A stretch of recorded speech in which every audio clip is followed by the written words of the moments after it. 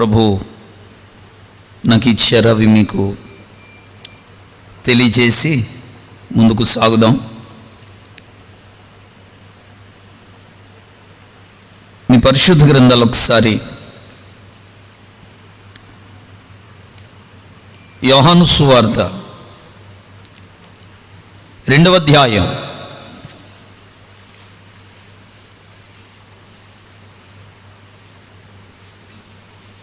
5వ వచనం.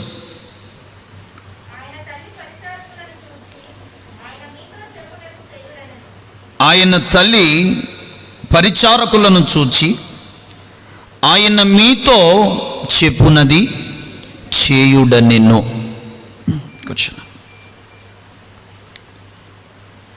అందరూ పలకండి మాటలు. ఆయన మీతో చెప్పునది చేయుడి.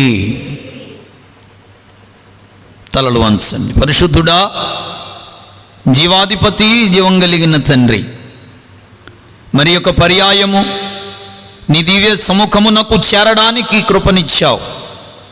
ఇది నెలలో మొదటి వారము, ఆదివారము, పునరుత్థాన దినము. బలను సమీపించుతున్న రోజులివి, గడియలివి, సమయమిది. నీ వాక్యము వైపునకు మా హృదయాలు త్రిప్పమని ప్రార్థన చేస్తున్నాను. విని బుద్ధిని మాలో పుట్టించయ్యా. వినగల చెవి, గ్రహించగలిగిన మనస్సు మా అందరికీ నజరేయుడైన యేసు నామములో కలుగునుగాక. మాతో మాట్లాడండి. నీ వైపు చూస్తున్నాం. మా ఆరాధన అంగీకరించారని నమ్ముతున్నాం. నిలబడిన నీ దాసులు బలహీనుడయ్యా, నీ రక్తము చేత కడిగి శుద్ధి చేసి హృదయములో ఉన్న పాపము, అంధకారము, చీకటి దూరము చేసి నీ రక్తము చేత పరిశుద్ధపరిచి నీ సిలువ చాటున మరుగుపరుచుకొని మీరు మాట్లాడవలసిన సంగతులే నీ దాసుని నోరారా పలికించమని ప్రార్థిస్తూ ఉన్నాను. నీది కాని కోటి మాటల కంటే నీవై ఉన్న ఒక్క మాట చాలయ్యా. ఒక్క మాట ప్రభువా మా జీవితాలను బ్రతికింపజేస్తుంది, ఆదరిస్తుంది. నీ ఉపదేశమును, నీ సందేశమును, నీ మాటలను మాకు చేరకుండా అడ్డగింప చూస్తున్న అంధకార చీకటి దురాత్మలను నజరేయుడైన యేసు నామములో బంధిస్తూ ఉన్నాను. మందరితో మాట్లాడమని మీ చేతులకు అప్పగించుకుంటూ విలవలసిన సంగతులన్నీ ఏది తప్పిపోకుండా మా గ్రహింపుకు తీసుకొచ్చి మేము ధ్యానించుటకు సహాయము చేయమని యేసయ్య పేరట వేడుకొని పొందుకున్నాము మా ప్రియ పరలోకపు తండ్రి. ఆమేన్. మంచిది ప్రియమైన దేవుని బిడ్డలారా, ఈ భాగము యేసు ప్రభు నీటిని ద్రాక్షారసముగా చేసిన భాగం ఇది. నీటిని ద్రాక్షారసముగా, ఇందాకే పాడాం. మారా అనుభవం ఏం చేస్తాడు ఆయన? మధురం. చేదు మధురంగా మారడానికి ఒకటే, దేవుడే కలగజేసుకోవాలి. బ్రతుకులైనా, జీవితాలైనా, కుటుంబాలైనా, బంధాలైనా, కార్యాలైనా ఏవైనా మధురం కావాలంటే దేవుడే కలగజేసుకోవాలి. దేవునికి స్తోత్రం కలుగునుగాక. మిత్రులారా, పెళ్లిలో ద్రాక్షారసం అయిపోతే తర్జన భర్జన పడుతున్నారు అక్కడంతా. మాట వస్తుందేమని అది తల్లికి తెలిసి తల్లి యేసు ప్రభు వద్దకు వచ్చి, బాబు ద్రాక్షారసం అయిపోయింది. అవునమ్మా, సరే, నా సమయం ఇంకా రాలేదు. నీ జీవితంలో ఏదైనా కార్యము దేవుడు అట్టే పెట్టాడు అంటే ఆయన సమయం ఇంకా రాలేదని అర్థం. రెండవ రూపం ఏమిటంటే, ఇది మొదటి రూపం. ఇంకా కార్యం ఆలస్యం అవుతుంటే రెండవ రూపం ఏమిటంటే, ఆయన కార్యము పొందుకొనుటకు తగిన పరిపక్వత నీలో రావలసి ఉన్నది. అది ఈ రెండు జరిగించుకుంటే నీ జీవితంలో దేవుడు కార్యాలు సఫలం చేస్తాడు. జాగ్రత్తగా వినండి కొన్ని సంగతులు. అమ్మ, నా సమయం ఇంకా రాలేదన్నాడు.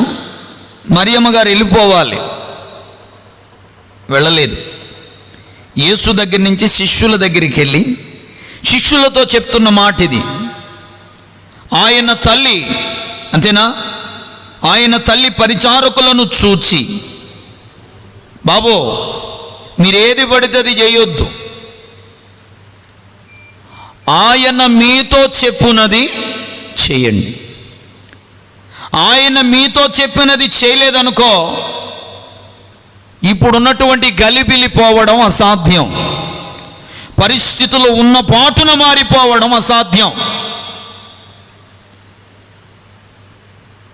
ఆయన మీతో చెప్పినది చేసినప్పుడు మీరు ఊహాతీతమైన అనుభవాల గుండా వెళతారు. కనీ విని ఎరుగని కార్యాలు మన జీవితాల్లో మనం చూడగలుగుతాం. హల్లెలూయా. అంటే తల్లి చెప్తున్న మాట ఏంటంటే, మీ సొంతంగా మీరేం చేయొద్దు, సొంత ఆలోచనలు సొంత నిర్ణయాలు అంటారు చాలామంది. మనకెవరు చెప్పవసరం లేదు పాస్టర్ గారు, మనకి తెలుసు, నాకు అన్నీ తెలుసు అన్న ఈ పెద్దన్నయ్య 4 రోజులు పోయేటప్పటికి చేతులు నిలిపేసుకుంటూ ఉంటాడు.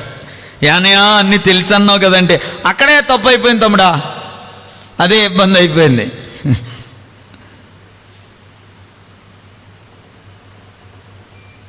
అన్నీ నాకే తెలుసు అనుకోకూడదు, నాకేమీ తెలీదు, నా దేవునికి అన్నీ తెలుసు అనుకోవాలి. హల్లెలూయా. అన్నీ తెలుసు అనుకుని వెళ్ళిపోయి ఊబిలో దిగిపోతాం. అందుకనే తల్లి అయిన మరి అంటున్నారు, నాయనలారా, శిష్యులారా, ఆ వారికైనా సరే ఈరోజు మనకైనా సరే ఇదే మాట, మీరు ఆయన చెప్పునది మీరు చేయండి. అంటే ఆయనకు మీరు లోబడండి, విధేయత చూపించండి. విధేయతే విజయ రహస్యం. అది విధేయతే విజయ రహస్యం. ఆధ్యాత్మిక జీవితంలో విజయాన్ని సాధించాలన్నా, కుటుంబ జీవితాలలో విజయాన్ని సాధించాలన్నా, అది చదువైనా, వ్యాపారమైనా, కుటుంబమైనా, అది ఏదైనా, అదే మంచి కార్యమే కానీ, అది నీ జీవితానికి ఇబ్బంది పెడుతున్న కార్యమే కానీ, దానిలో నువ్వు విజయాన్ని సాధించాలంటే ఒకటే సూత్రము, నా ప్రియమైన దేవుని బిడ్డ, విధేయత చూపించటమే విజయ రహస్యం. విధేయులము కాకుండా దేవుడు ఏమీ చెయ్యలేడు. చెయ్యడు కాదు, చెయ్యలేడు. సహకరించాలి మనం దేవునితో చాలామంది సహకరించరు. విధేయత అవిధేయత వలన ఏం జరిగిందో తెలుసా?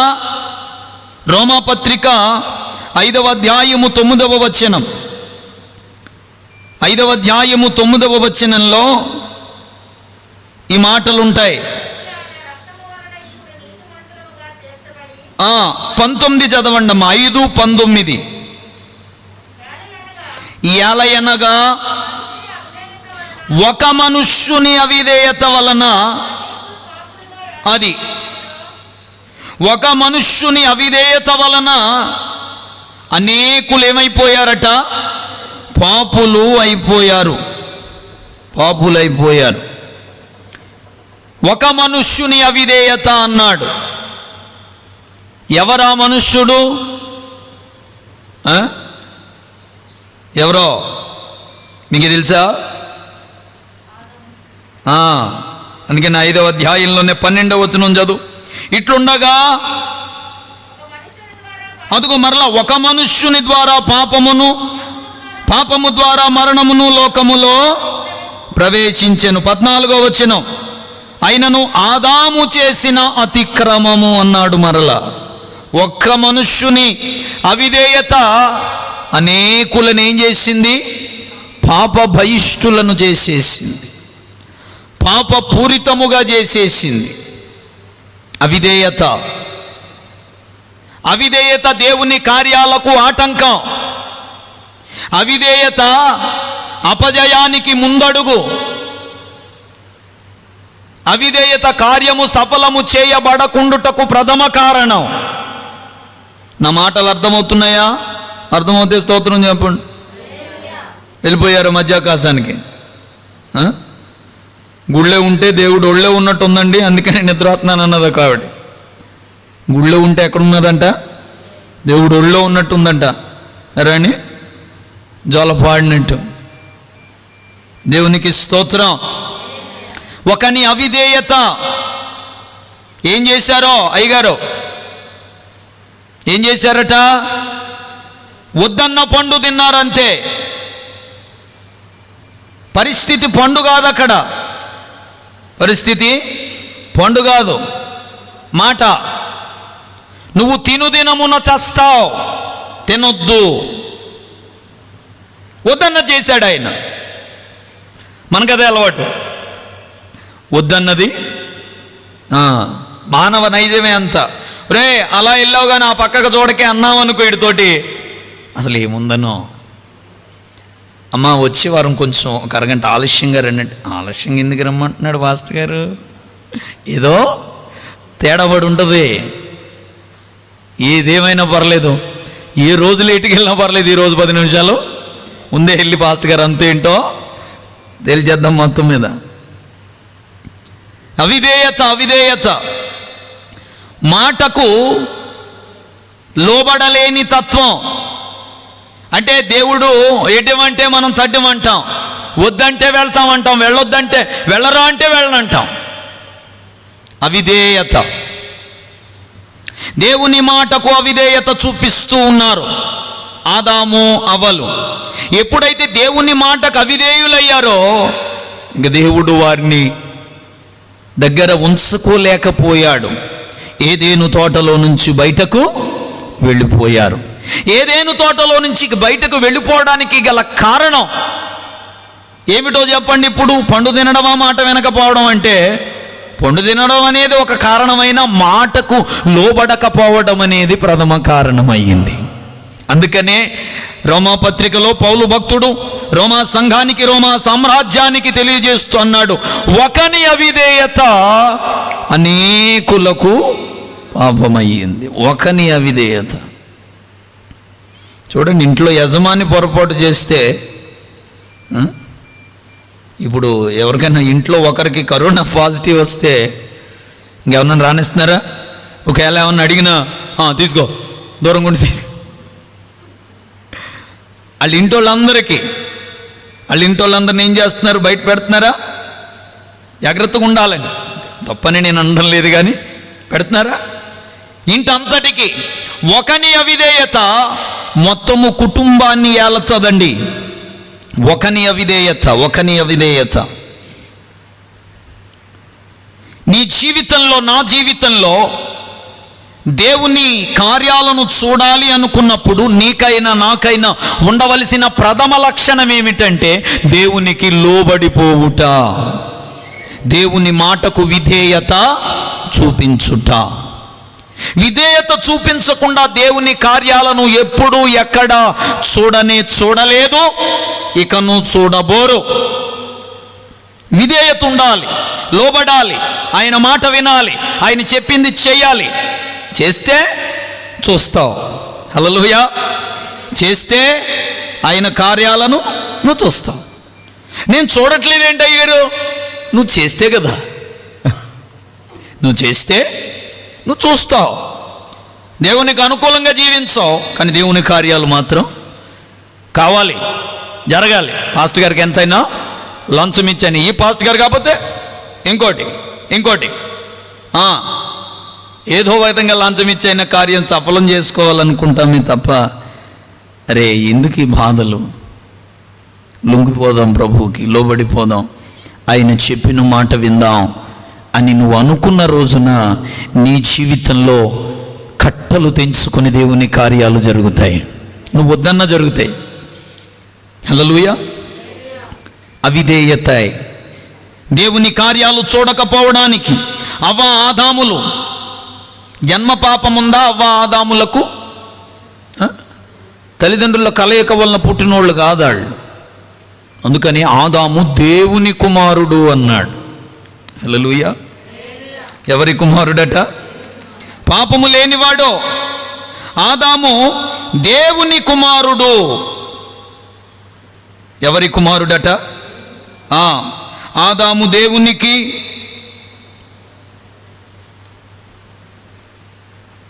అలాంటి ఆదాము చిన్నది. కారణం ఏంటంటే అవిధేయత. అక్కడ నుంచి ప్రారంభమైంది అవిధేయత. అవిధేయులైన వారందరి జీవితాలు చూడండి ఈ రోజున ఒక్కసారి వన్ షాట్లో. ఎప్పుడైతే అవిధేయత చూపించాడో దేవుని సహవాసానికి దూరం అయిపోయాడు. ఏదైనా తోటలో నుంచి బయటికి వెళ్ళిపోయాడు. దేవుని భద్రత, దేవుని కౌగిల్లో నుంచి బయటికి వెళ్ళిపోయాడు. అంతవరకు కష్టపడడం తెలుసా ఆదాములకు? తెలియదు. 3వ అధ్యాయము వరకు అవిధేయతుందా? లేదు. 3వ అధ్యాయం వరకు ప్రయాసపడుతుందా? లేదు. చూడండి, 3వ అధ్యాయంలోనే కనబడతాయి అవిధేయత, పాపం, మరణం అని.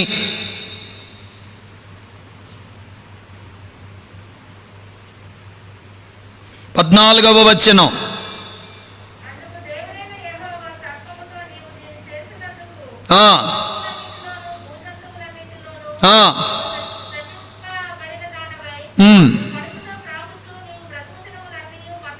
తింటావు.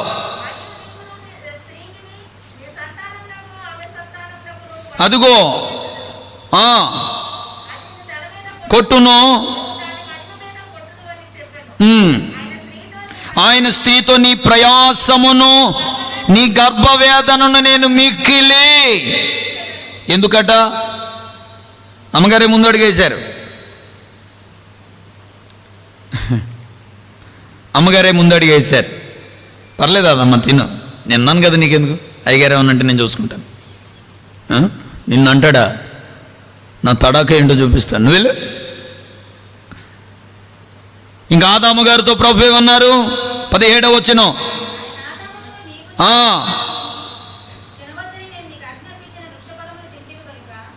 నీ భార్య మాట విన్నావు. అంటే నీ భార్యకు విధేయుడవయ్యావు కానీ నాకు విధేయుడవు. దేవుని సంగతులలో ఆటంకం వచ్చినప్పుడు భార్య అయినా శత్రువైన ఒకటే, భర్త అయినా శత్రువైన ఒకటే. చెప్పు ఖచ్చితంగా. లుంగావా అర్నియా సప్పిరాల టైప్ అయిపోతుంది పరిస్థితి.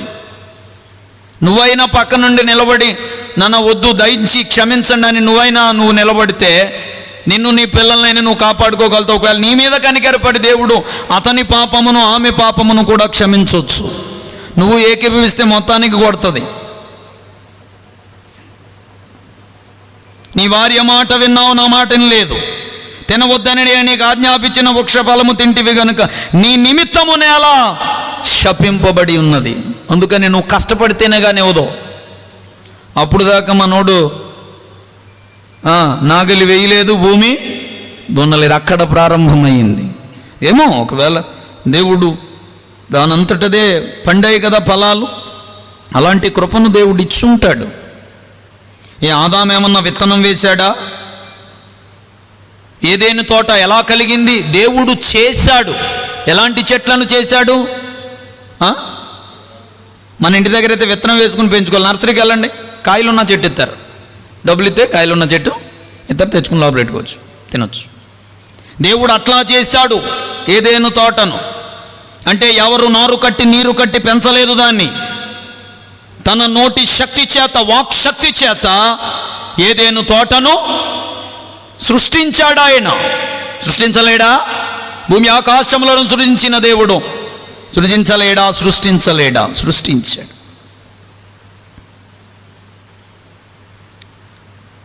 సృష్టించి అందులో పెట్టాడు ఆయన. కష్టపడలేదు, కానీ అక్కడి నుంచి కష్టపడవలసి వచ్చింది. ఎందుకయ్యా అంటే దేవుని మాటకు విధేయత చూపక, విధేయుడు కాక.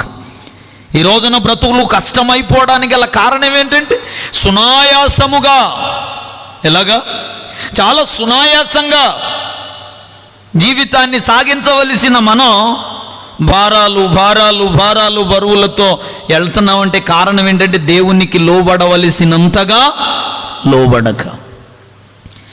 ఏమండి, దేవుని మాటకు లోబడినవి ఏమైనా ఉన్నాయా? మనుషుల్ని పక్కన పెట్టు, దేవుని మాటకు లోబడినవేమన్నా ఉన్నాయా? ఆది కాండం ఒక సృష్టి అని ఒక్క మాటలో చెప్పేశారు ఆత్మీయులు. మరి ఆ సృష్టిని వివరిస్తే ఎంత బాగుంటుందో.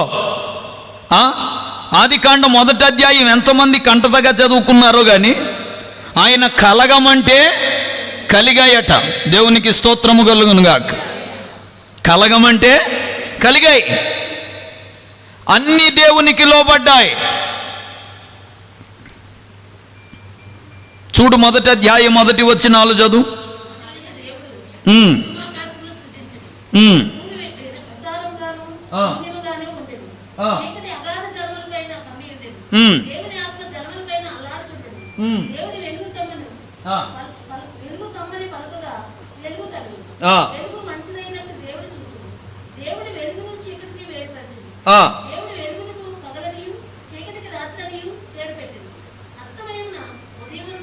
అస్తమయమును ఉదయమును కలుగగా ఎన్ని దినాలు అయిందట? అంటే సృష్టి అంతా కూడా దేవుడు చెప్పినట్లుగా వింటున్నాయా? నువ్వు చెప్పినట్టు వింటున్నాయా? కలగమంటే కలిగాయి, అవునా? యోబు గ్రంథానికి రండి ఒక్కసారి. 9వ అధ్యాయము 7వ వచనం చదవండి.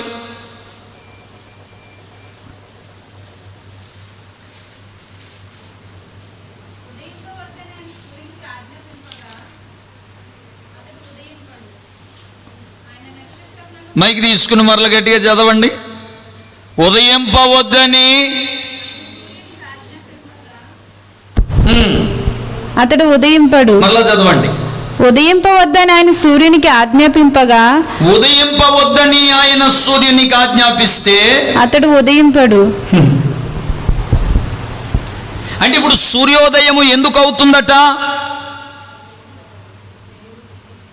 జ్ఞానవంతులకు కొన్ని లెక్కలు ఉంటాయిలేండి, కానీ దేవుని మీద ఆధారపడినోడికి సొంత జ్ఞానం పనికిరాదు. సొంత జ్ఞానం ఎప్పటికైనా నష్టపరుస్తుంది. దేవుడే గనక ఉదయించొద్దు అని అంటే సూర్యుడు ఏం చేయడట? చాలాసార్లు సూర్యుడు రాకపోవడం జరుగుతూ ఉంటుంది కదా, చీకటిగా ఉంటుంది, మబ్బుగా ఉంటుంది. ఏ ఎండాకాలం 5:30కు వచ్చేమని శీతాకాలం 6:30కి రమ్మని నువ్వేనా చెప్పావా? సూర్యుడితో ఎంతమంది మాట్లాడారు? సూర్య నమస్కారాలు చేస్తూ ఉంటారు కొంతమంది. వాళ్ళని అడుగుదాం అనుకుంటున్నప్పుడు కొంచెం రేపటికి సూర్యుడిని ఆపేయండి అని కోపడతారేమని అడగను. ఉదయింపవద్దని సూర్యునితో చెప్తే అతడు ఉదయించుట మానేస్తాడట. అంటే ఏ సమయానికి ప్రభు నిర్ణయించాడో ఆ సమయానికై ఉదయిస్తున్నాడు, ఆ సమయానికే వెళ్ళిపోతూ ఉన్నాడు. ఎందుకని? సూర్యాస్తమయములను 1వ అధ్యాయములోనే దేవుడు నియమించాడు. అక్కడ వింటుంది, ప్రకృతి అంతా దేవునికి లోబడుతుంది. ఇక నిర్గమాకాండంలోకి వస్తే ఎర్ర సముద్రం, అది ఏ సముద్రం? సముద్రం లోతు ఎంత ఎప్పుడైనా చూసారా? మేఘాద్రి గడ్డ వెళ్తానికే భయం. సముద్రం మధ్యలోకి వెళ్తారా? పాపం ఆ నేవీలో ఉన్నవాళ్ళు, ఎయిర్ ఫోర్స్లో ఉన్నవాళ్ళు వాళ్ళకి తప్పగా అందులో పనిచేసుకుంటూ ఉంటారు. జలాంతర్గామి అంటే లోపల ఉంటుంది, అది సబ్మెరీన్, బయటికి కనపడదు. బయట చూస్తే ఎంత ఉంటుందో. సముద్రము లోతు ఎంతో మనకి తెలుసా? ఏమంటే కనుక్కున్నారండి ఇప్పటిదాకా ఎవరైనా? కానీ ఎర్ర సముద్రము ఆయన మాట చేత, ప్రభువా ఎట్లా వెళ్ళమయ్యా అంటే, మోషే ఎందుకు అలా చూస్తున్నావు, వెళ్ళిపో, సాగిపో, నీ కర్రను, నేను నీకు ఇచ్చిన కర్రను చూపు అన్నాడు. కర్రను చూపేటప్పటికి కనీసం మాట కూడా చెప్పలేదు. అక్కడ చెప్పడా? మాట కూడా చెప్పలేదండి. కర్ర చూపిస్తే అది దేవుని ఆజ్ఞని నీరు గ్రహించి ఏకరాశిగా నిలబడిపోయాయి. హల్లెలూయా. జలరాశులన్నీ ఏకరాశిగా నిలచిపోయేనే నీ జనుల ఎదుట. జలరాశులన్నీ నీ జనుల ఎదుట అవి భూకంపాలే అయినా పెను తుఫానులేనా నీ కృపయే శాసించునా అవి అణగిపోవునా నీ కృపయే శాసించునా అవి అణగిపోవునా. హల్లెలూయా. జలరాశులన్నీ ఏకరాశిగా నిలబడిపోయాయి ఇరు ప్రక్కల. అందుకనే 114వ కీర్తనలో చాలాసార్లు చదివించాను, సముద్రమా నీవు పారిపోవుటకు నీకేమి సంభవించినది అంటే దేవుడు చెప్పాడు. ఎవరు చెప్పారు? నన్ను సృజించిన వాడు చెప్పాడు, ఆయనకు నేను అడ్డము రానేరను. సముద్రమైన మాట విన్నది. ఇంకా ముందుకు వచ్చేస్తే పక్షులు కూడా ఆయన మాట విన్నాయి. అవునా? సూర్యాస్తమయముల యందు, మొదటి రాజుల గ్రంథం 17వ అధ్యాయములో సూర్యాస్తమయముల యందు కెరీతు వాగు దగ్గర ఉన్నటువంటి ఏలియాకు ఉదయమున సాయంత్రమున రొట్టెయు మాంసమును తెచ్చాయట. కాకులు ఉన్నాయి. ఏమున్నాయి? కాకులు కూడా లోపడ్డాయి. ఏమండి, ఈ మధ్యన మీరు గమనించారా? కాకులు కనబడట్లేదు. మీకు కనబడే ఈ మధ్యన ఎక్కడ నాకు అదే బాధపడ్డాను. ఏంటి కాకులు చచ్చిపోయా లేకపోతే ఏమన్నా ప్రమాదం జరిగింది? పక్షులు కూడా అంతరించిపోతున్నాయి. ఎందుకంటే ఈ సెల్ టవర్స్ అన్నీ ఎక్కువైపోవడం, పక్షులు జీవాలు పోతున్నాయి. కాకులు నాకు ఈ మధ్యన ఎక్కడ కనబడలేదు. రామచిలకలు వస్తున్నాయి ఇప్పుడు ఇటు. కాకికున్న లక్షణం తెలుసా మీకు? ఇప్పుడు మానేసేయాలండి, ఎందుకంటే మన స్థితి ఎరిగినాయి. మన స్థితి ఎరిగి అవి మానేసాయి. అసలు కాకి లక్షణం ఏమిటి అమ్మా? ఎప్పుడు జరగలేదా మీకు? ఎక్కడ చుట్టాలతో కాకోమంటదట. బయట ఏదైనా ఉంటే కరిచి పెట్టుకొని పట్టుకెళ్ళిపోతూ ఉంటుంది దొంగ కాకి. అనలేదా మీరు ఎప్పుడు? మీరు మోడర్న్ ప్రజలేమో, పల్లెటూళ్ళలో జరిగేది అది. చేతిలో ఎవడైనా ప్యాకెట్ ఇప్పిదాకా చూసేది అది. ఏమా ప్యాకెట్ ఇప్పిదాకా ఏమనేది కాదు మనోళ్ళగా.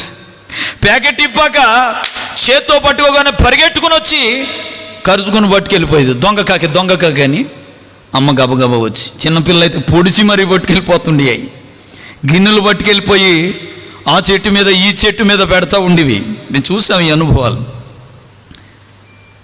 అది 2 రూపాయల ఖరీదు కూడా చేయదు, కానీ అది ఎప్పుడు దిగుతుందా అని చూసేది పాపం మెల్లాలు. కాకికున్న లక్షణం అది. కానీ అలాంటి కాకి దేవుని మాటకు లోబడి, వింటున్నారా? దేవుని మాటకు లోబడి ఏలియాకు నోటితో కరచుకొని మరి ఎక్కడి నుంచి కలెక్ట్ చేసిందో, దేవుడు ఎక్కడి నుంచి తెమ్మన్నాడో, ఒకవేళ దానాహారమేమో, మాంసము రొట్టె, అద్భుతమైనటువంటి ఆహారం కాకి. వినకపోతే ఏమన్నా జరిగేదా? కానీ వింటాయి అవి. దేవునికి స్తోత్రం కలుగునగా. విన్నాయి కాకులు విన్నాయి. మొదటి రాజుల గ్రంథం 13వ అధ్యాయంలో సింహము గాడిద కూడా విన్నట్లుగా కనబడుతుంది. మీరు జాగ్రత్తగా నోట్ చేసుకుంటే మొదటి రాజుల గ్రంథం 13వ అధ్యాయంలో సింహము ఒక దైవజనుడు మాట వినకుండా దేవునికి విరోధంగా అవిధేయుడై దేవునికి వ్యతిరేకంగా జరిగితే, సింహమా నువ్వు వెళ్ళు అంటే వెళ్ళి అతన్ని చంపేస్తుంది. సింహముకున్న లక్షణం ఏమిటో తెలుసా? అక్కడ సింహము గాడిదను ఏమీ చెయ్యకుండుటయు శవమును తినకుండుటయు అన్న మాటలు ఉంటాయి. అవి దొరికితే చదవచ్చు.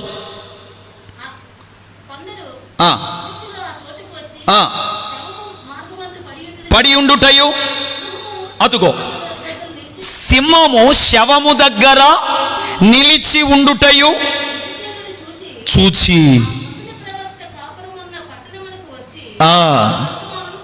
తెలియజేసి. ఇప్పుడు సింహం ఎందుకు చంపుతుంది? మొట్టమొదట సింహం ఏం చేస్తుంది? డిస్కవరీ ఎప్పుడు చూడలేదా? ముందు తినేదో ముందు చంపుతుంది, చంపి ఇక్కడ పట్టుకుంటుందట. మీరు ఎక్కడైనా చూడండి, రక్తాన్ని దాగేస్తుంది ముందు. అది రక్తాన్ని దాగేసి అప్పుడు పట్టుకెళ్ళి స్టోర్ చేసుకుని చక్కగా మనకులా గబగబా తింది. అది టీవీగా కూర్చొని చక్కగా ఏ పాటుకు ఆ పాటు తింటుంది. కానీ జాగ్రత్తగా మీరు ఆ ధ్యానాన్ని చేయండి. గృహాలకు వెళ్ళాక అక్కడ ఉంటుంది సింహము. ఎప్పుడైతే దైవజనుడు ఒక పంజా కొట్టింది, చచ్చిపోయాడు, ఇంకా మరలా అతనిని ముట్టలేదు. పక్కనే గాడిద ఉంది. ఏ మనిషిని చంపింది, గాడిదను చంపలేదా? గాడిదను కూడా ఏమీ చేయలేదని ఉంటుంది అక్కడ. అంటే సింహము ఎవరి మాట విన్నది? దేవుని మాట విన్నది. జంతువులు. ఇక సింహాల బోను దానియేలు అక్కడ విన్నాయా? అక్కడ కూడా విధేయత చూపించాయి. ఇక షడ్రకు మేషకు అబేద్నెగోల విషయంలో అగ్ని తన బలమును ఏం చేసుకుంది? అంటే తన గుణమును పోగొట్టుకుంది. అగ్ని కాల్చలా. అగ్ని కాలుస్తుందమ్మా? కాల్చదా?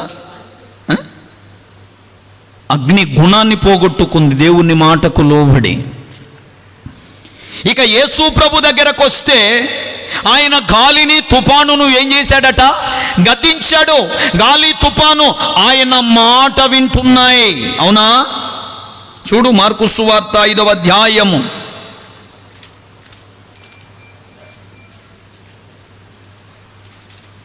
చూడు, 4వ అధ్యాయము పైనే ఉంటాయి ఆ మాటలు.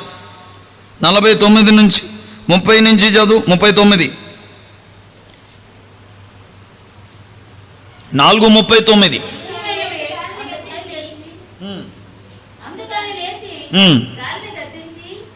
అందుకాయన లేచి గాలిని గద్దించి,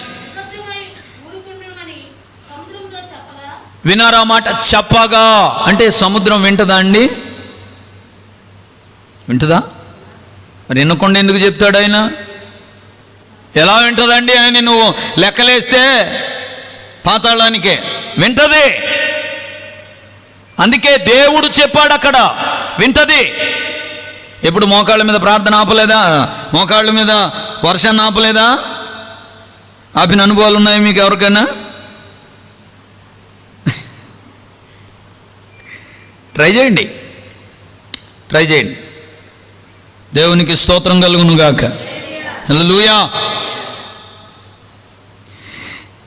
ఏం చెప్పాడట ఆయన? సముద్రముతో చెప్పగా. దేవుని పిల్లలారా, సముద్రముతో యేసు మాట్లాడారు. సముద్రముతో చెప్పగా గాలి అణిగి మిక్కిలి నిమ్మళమాయను. అప్పుడు ఆయన, ఎందుకు భయపడుచున్నారు?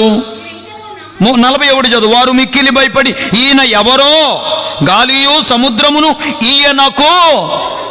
అది గాలియు సముద్రమును దేవునికి ఏం చేస్తున్నాయట? గాలి సముద్రం కూడా లోబడుతుంది. నేను చెప్పాను ఇప్పుడు సంగతులన్నీ గుర్తు చేసుకోవాలి, మర్చిపోతున్నారు. సృష్టి అంతా దేవునికి లోబడుతుంది. ఎర్ర సముద్రము దేవునికి లోబడింది. కాకులు దేవునికి లోబడ్డాయి. సింహము దేవునికి లోబడింది. అగ్ని దేవునికి లోబడింది. సముద్రము, గాలి నీకు అవసరం అనుకుంటే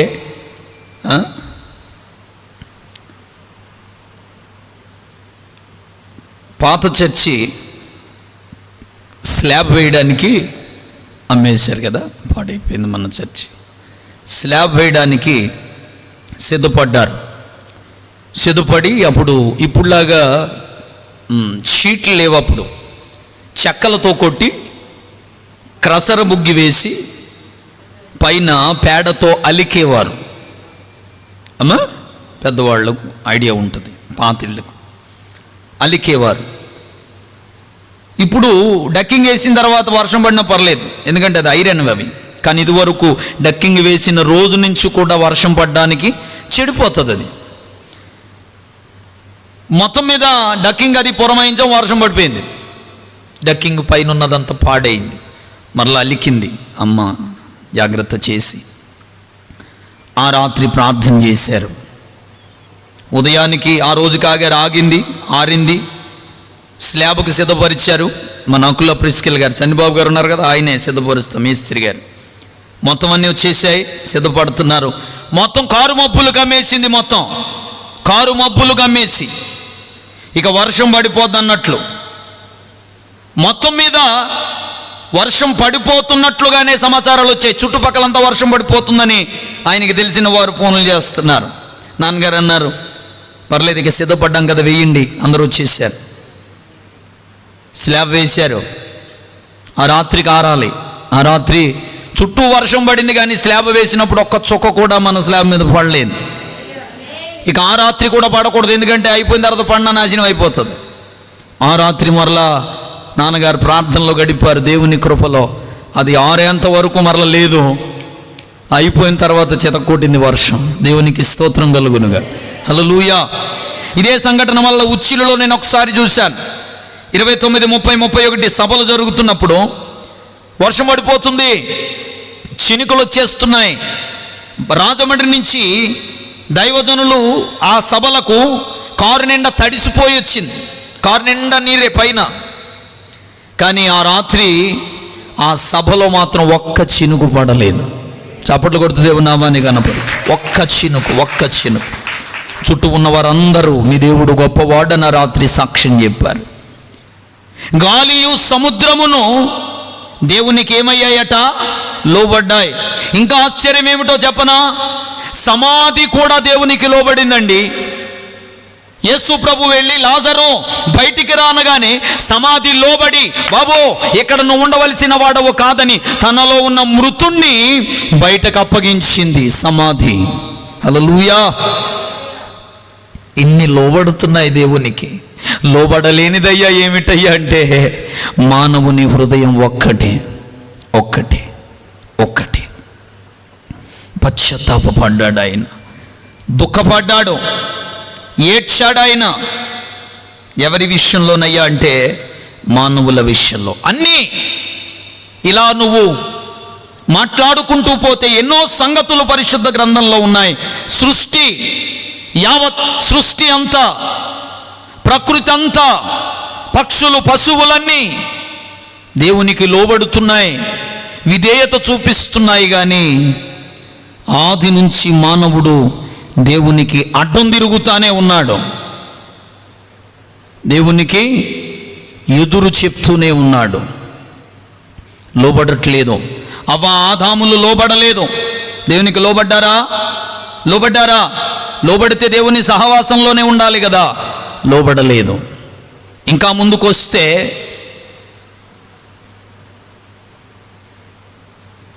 లోతు కనబడతాడు అక్కడ. చూడండి ఒకసారి, చూడు.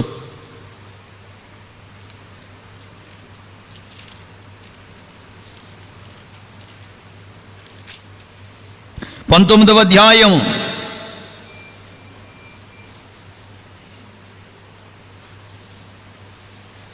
17 నుంచి కొన్ని మాటలు చదవండి. ఆ దూతలు లోతు భార్యను బిడ్డలను బయటకు తీసుకొని వచ్చిన తరువాత, ఇదిగో నీ ప్రాణమును దక్కించుకొనుటకు వెళ్ళిపో, ఇక్కడెక్కడా ఉండొద్దు, నీ వెనక్కి అస్సలే చూడొద్దు, ఈ మైదానంలో ఎక్కడ కూడా నిలవద్దు, ఆ పర్వతానికి వెళ్ళిపో. అతుకోతుకో. ఏమండి, ఎవరితో మాట్లాడుతున్నాడో చూడండి. దేవుని దూతలు చెప్పారు, ప్రభు మాటగా చెప్పారు, ఉండొద్దు, ఇక్కడ నాశనం అయిపోతావు, ఇక్కడ చాలా శ్రమ ఉంది, పాపం ఉంది, నువ్వు బయటికి వెళ్ళిపో, ఫలానా చోటకు వెళ్ళంటే దేవుని మాటకు అడ్డం పడుతున్నాడు లోతు. తన భార్య అయితే పూర్తిగా విధేయురాలైపోయింది. చూడొద్దన్నాడు, చూసింది. పర్యవసానం పొందుకుంటుంది. అవిధేయత పాలైతే, అవిధేయులంగా ఉంటే దాని పర్యవసానాన్ని మనం లెక్క చేసినా లెక్క చేయకపోయినా ఖచ్చితంగా అనుభవిస్తామండి. దేవుడు కూడా ఏమి చేయలేడు. నువ్వు మాట వింటే నీ కొరకు నేను ఏదైనా చేస్తాను. నీ దేవుడైన యెహోవా మాట నీవు శ్రద్ధగా విని ఆయన నీకు చెప్పునదంతయు నువ్వు చేసిన ఎడల నీవు పట్టణములో దీవించబడతావు, పొలములో దీవించబడతావు, లోపలికి వచ్చినప్పుడు దీవించబడతావు, బయటికి వెళ్ళినప్పుడు దీవించబడతావు, ఇంటిలో దీవించబడతావు, ఇంటి బయట దీవించబడతావు, వ్యాపారములో దీవించబడతావు, ఉద్యోగములో దీవించబడతావు. దేవుని వాగ్దానం అది. ఎప్పుడంటే నువ్వు ఆయన మాట ఏం చేయాలా? శ్రద్ధగా అన్న మాట ఉంటుంది అక్కడ. ద్వితీయోపదేశకాండ 28వ అధ్యాయంలో ఎలా వినాలా? శ్రద్ధగా అంటే ఇలా 2-3 బాక్సులు పెట్టుకుని కొంచెం వాల్యూమ్ పెంచుకుని వినాలా? అదేనే వినడం ఓబే, విధేయత చూపించాలి, లోబడాలి, అనుసరించి నడవాలి. లోతు అంటున్నారు, బాబు అక్కడికి వెళ్ళిన ఆయన చెప్పింది ఏంటట? చేయలేడట. మరి ఏం చేస్తావు? సోయరుకు వెళ్ళిపోతాను. ఏమండి, ఒక్క మాట చెప్తాను వినండి. లోతు తన భార్య పిల్లలు నీతిమంతులేనా? లోతు తన భార్య బిడ్డలు నీతిమంతులేనా? నీతిమంతులే, అవునా? చూడండి కావలిస్తే యాకోబు పత్రిక, పేతురు పత్రిక 2వ పేతురు 2వ అధ్యాయము 7వ వచనం. 2వ పేతురు 2వ అధ్యాయము 7వ వచనం. దుర్మార్గుల కామ వికార చేష్టలు భరించుచు అదుగో నీతిమంతుడు తను పిల్లలు కూడా. అందుకనే దేవుడు తప్పించడానికి ప్రయాసపడ్డాడు. వచ్చేయండి నాన్న, అందుకే అబ్రహాం అడిగాడు, చూసారా, అయ్యా దుష్టులతో కూడా నీతిమంతులను సమముగా ఎంచుట నీకు దూరమవునుగాక, సర్వలోకమునకు న్యాయము తీర్చువాడు న్యాయము చేయడా అడిగాడు. అంటే లోతు పిల్లలు భార్య నీతిమంతులేనా? నీతిమంతులే. మరి ఎక్కడ ఈమె దెబ్బపడింది, ఎక్కడ ఈమె ఇబ్బంది పడిందయ్యా అంటే అవిధేయత పాలైన తర్వాత దేవుని శిక్షకు లోబడింది, లొంగిపోయింది. ఇక మరి పిల్లలు ఎప్పుడైతే లోతు దేవుని మాట కాదన్నాడో, నీతిమంతులుగా ఉన్న 2 ఆడబిడ్డలు సోయరులో చెడిపోయారు. చూడండి, అది చెప్పుకోకూడని అనుభవంగా ఉండిపోయింది లోతు. తర్వాత మరలా కనబడడిక. పేతురు భక్తుడు మాత్రము జ్ఞాపకం చేశాడు. లోతు ఎప్పుడైతే అవిధేయత చూపించాడో దేవునికి, అక్కడ పాడయ్యారు పిల్లలు. ఒకవేళ దేవుడు చెప్పినట్లుగా కొండకు పారిపోతే ఆ పాపము జరిగి ఉండేది కాదు, ఆ సాక్ష్యము లోతు జీవితంలో ఉండేది కాదు. లోతు అవిధేయుడయ్యాడు, భ్రష్ట సాక్ష్యముతో మిగిలిపోయాడు. ఇక మోషే సంగతి ఆలోచించు. నాయకుడు మోషే, 6 లక్షల పాదచారులు, ఇంచుమించు 20 లక్షల మంది ప్రజలను ఏకతాటి మీద నడిపినటువంటి దైవజనుడు మోషే. దేవునిని ఎరిగినట్లుగా మరి ఏ ప్రవక్త ఎరిగి ఉండలేదు. మోషేతో దేవుడు మోషేతో ముఖాముఖిగా మాట్లాడుకున్నారు. స్నేహితుడు తన స్నేహితునితో మాట్లాడినట్లుగా దేవుడు మాట్లాడారు. దేవుని స్వరాన్ని విన్నాడు. ప్రజలకు ధర్మశాస్త్రాన్ని పట్టుకొచ్చాడు మోషే. దేవుని ప్రజల కొరకు ఎర్ర సముద్రాన్ని పాయలు చేసి, మారాను మధురంగా మార్చి, ఆకాశము నుండి పూరేళ్లను కురిపించి, ఫరో ఐగుప్తులో బలమైన రాజ్యమునే దేవుని పేరట గడగడలాడించిన మోషే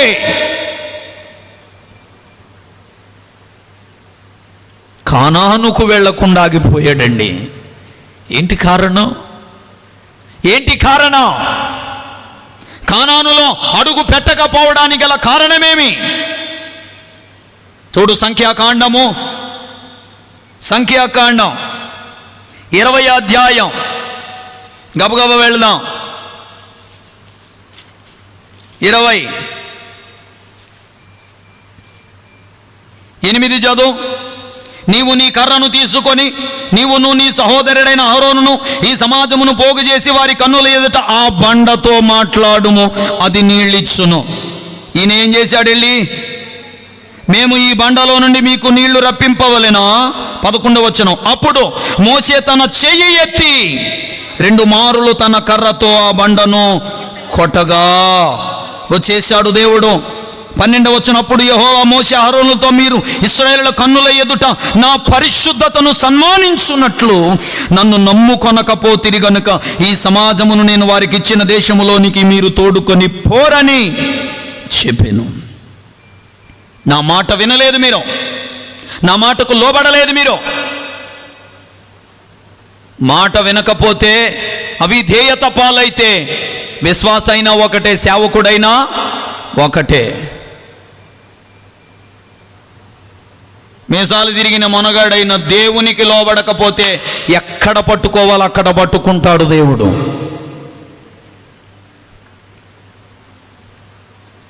మోషే ఎంతటి గనుడో మోషే, అలాంటి మోషే దేవునికి లోబడకపోవటం వలన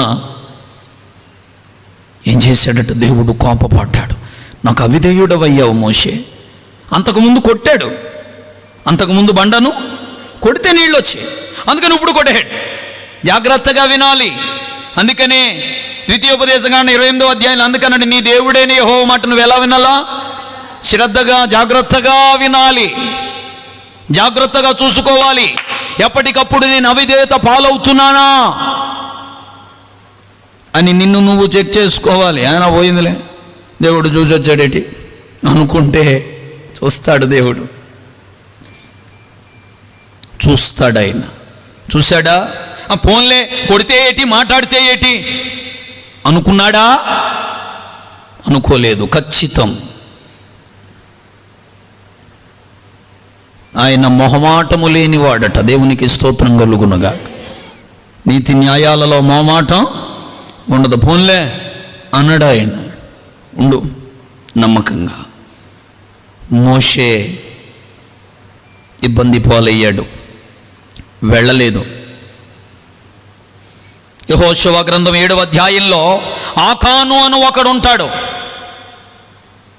వాడు కూడా దేవుని మాటకు విధేయుడు కాక దేవుడు వద్దన్న దాంట్లో పట్టుకుని లోపల దాచుకున్నాడట. దేవుడు వద్దన్న దానిని తీసుకెళ్లి లోపల పెట్టుకున్నాడు. ఏమైందో తెలుసా? మొత్తం నాశనం అయిపోయింది వంశం అంతా. వద్దన్నది దేవుడు వద్దన్నాడు, వద్దంతే. అందుకనే మరియమ్మ అన్నది, ఏమంది? ఆయన మీతో చెప్పింది చెయ్యండి. వద్దన్నది చేశాడు. ఆకాను కూడా ఎప్పుడైతే అలా చేశాడో తన జీవితానికి మహాపాతకాన్ని తెచ్చుకుని రాళ్లతో కొట్టి చంపేశారు ఆ రోజున. ఇక యోనా, ఇందాక మాట వినినటువంటి పక్షులు, పశువులు, జంతువులలో చేప కూడా ఉంది. యెహోవా ఒక పెద్ద తిమింగలమునకు ఆజ్ఞయ్యగా, చేప దేవుని మాట విన్నది. చేప కడుపులో ఉన్న యోనా మాత్రం, యోనా ఏమన్నా తక్కువడా? నినివే పట్టణ రక్షణ కొరకు వాడబడినటువంటి యోనా దేవుడు పనప్పగించాడంటే యోనా ఎంతటి ఆత్మీయుడో, ఎంతటి బలమైన వాడో చూడు. కానీ అలాంటి యోనా దేవుని మాట నినివేకెళ్ళరా అంటే తర్షీషుకి వెళ్ళాడు. ఏమొచ్చింది? వాడ మునిగిపోయే స్థితి. చాలామంది జీవితాలు దుర్భరం అయిపోతున్నాయి. ఎంత ప్రయత్నించినా సఫలత చేకూరడం లేదు. కారణం ఏమిటంటే నువ్వు దేవుని మాటకు లోబడితే విధేయతే విజయ రహస్యం. ఏదైనా కానీ, అదేదైనా కానీ నువ్వు విధేయురాలవు, విధేయుడవైతే నువ్వేమిటి, నువ్వు కష్టపడకుండా దేవుడే కార్యాన్ని జరిగిస్తాడు. విధేయుడవ్వాలి. ఒకని అవిధేయత ఏం చేసిందట? మొత్తానికి నాశనం అయ్యింది. చూడు, 1 సమూయేలు గ్రంథం 13వ అధ్యాయం 9వ వచనం.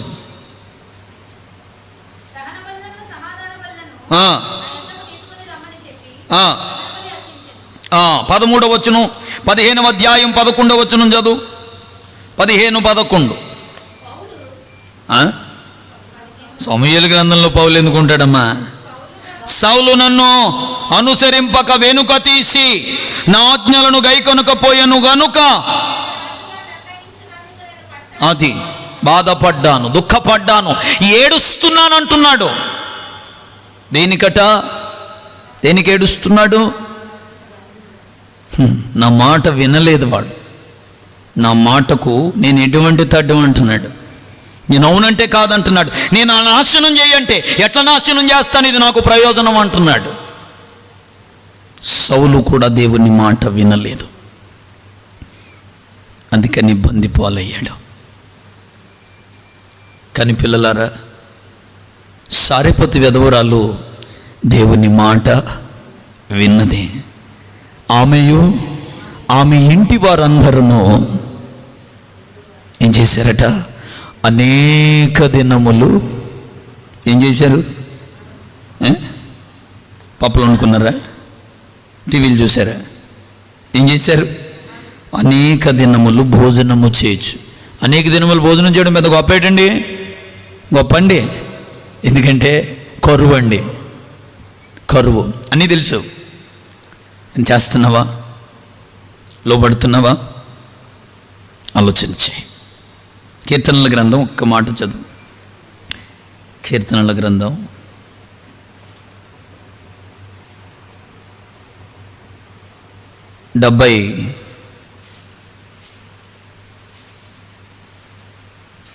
81వ కీర్తన 8వ వచనం.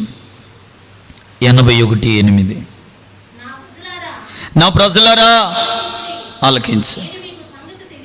81:8 చదవమ్మా.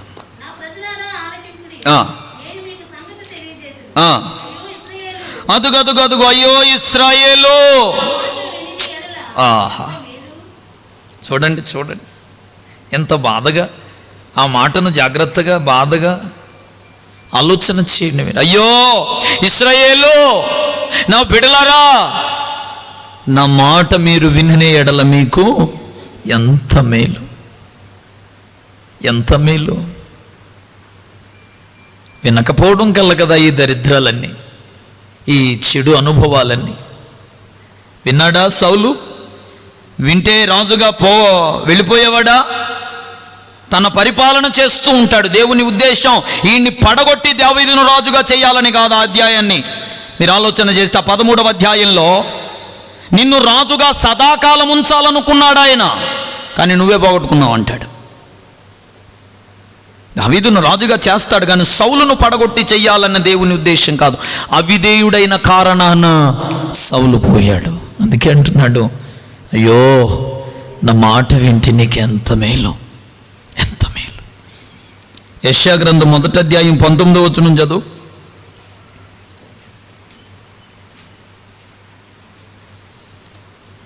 మొదటి అధ్యాయము 19వ వచనం.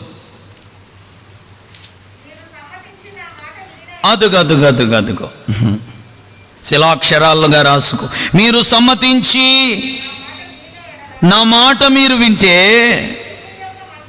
అది అది అది భూమి యొక్క మంచి పదార్థాలు మీరేం చేస్తారు? అనుభవిస్తారు. దేవునికి స్తోత్రం. హల్లెలూయా, హల్లెలూయా. భూమి యొక్క మంచి పదార్థాలు నేను మీకు ఇస్తాను. ఎప్పుడు? నాకు విధేయులైతే, నాకు లోబడితే.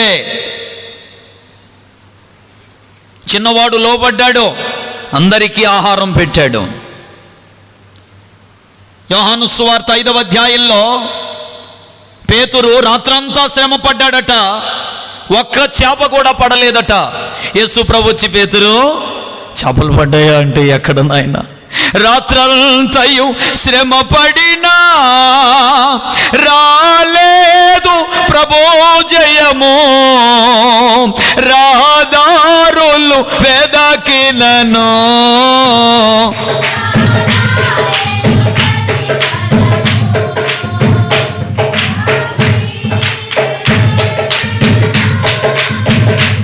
రమణీయ లోతులలో రతనాలను వెదకుటలో రాజిల్లు నా పడవా.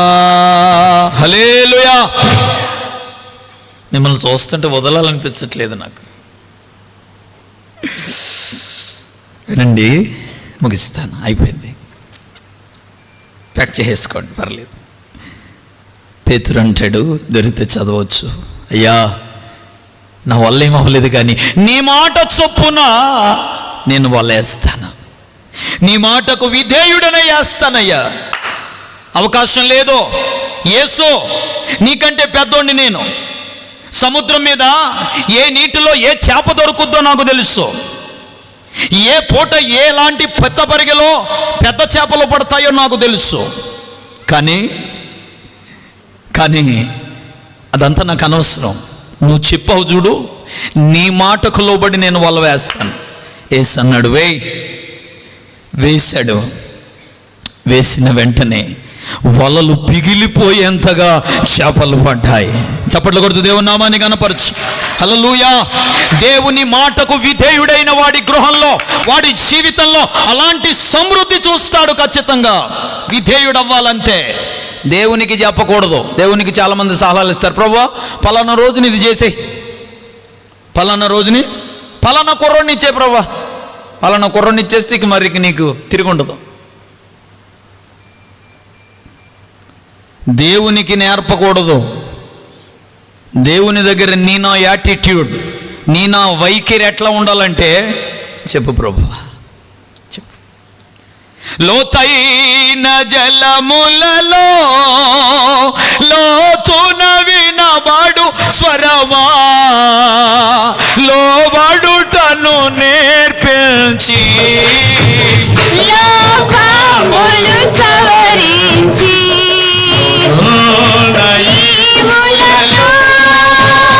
లోతైన నా బ్రతుకు లోపించని అర్పణగా లోకేశ చేయుమయ్యా. ఇది అడగాలి. ఏమడగాలి? లోబడుట నాకు నేర్పించి. మరలా చెప్తున్నాను ముగింపులో, విధేయతయే విజయ రహస్యం. మరి అమ్మగారు గుర్తుపట్టారు, నా కొడుకు కాదు, అతడు రక్షకుడు. అతడు చెప్పింది చేస్తే నీళ్లు ద్రాక్షారసంగా మారడం ఏమిటండి? ఒకవేళ శిష్యులే ఏమిటి నాయన నీళ్ళ చొప్పులిచ్చు కొడతారు నాయన అనుంటే ఏమవును? ఏం చేయలేడు, చెయ్యడు. కథ వేరేగా ఉండేది. కానీ వారు శిరసా వహించి ఎప్పుడైతే లోబడ్డారో, నీళ్లు నింపేశారు, నింపేమన్నాడు నింపేశారు, మరలా పట్టుకెళ్ళి వడ్డించేయండి అన్నాడు, వడ్డించేశారంతే. మారు మాట లేదు, నీరు ద్రాక్షారసముగా మారిపోయింది. హల్లెలూయా, హల్లెలూయా. నీరెట్లా మారిపోయింది? నువ్వు విధేయుడవవు, నీ కుటుంబంలో నిరుపయోగమైన నీరు ద్రాక్షారసంగా మారుస్తాడైన. నిరుపయోగమైనవి ప్రయోజనకరంగా మారుతాయి. నీ జీవితంలో దుఃఖము సంతోషముగా మారిపోద్ది, వేదన నాట్యముగాను, పేదరికము సమృద్ధిలోనికి నడిపిస్తాడైన. విధేయుడవవు, హృదయపూర్వకంగా లోబడు, లొంగు. తాత్కాలికంగా దుఃఖం అనుకున్నా, తాత్కాలికంగా నష్టపోతావని తెలిసినా, నీ ఇష్టం ప్రభా, నీ ఇష్టం అని నువ్వు లొంగితే దేవుడు నిన్ను అందనాలు ఎక్కిస్తాడు. ఎక్కడ కూర్చోబెడతాడు? పైన కూర్చోబెడతాడు. యోసేపు మారు మాట్లాడా, అందనాల మీద కూర్చోబెట్టాడు. లోబడండి, దేవుని మాటకు విధేయులు కండి, రేపేమి దేవుడు మీ జీవితాలు అద్భుతం చేస్తాడు. మోకరించండి, మోకరించండి, వాళ్ళకి సిద్ధపడండి. రావాలి మోషే, రండి రండి రండి రండి రండి. మోకరించి చిన్న ప్రార్థన చేయాలి.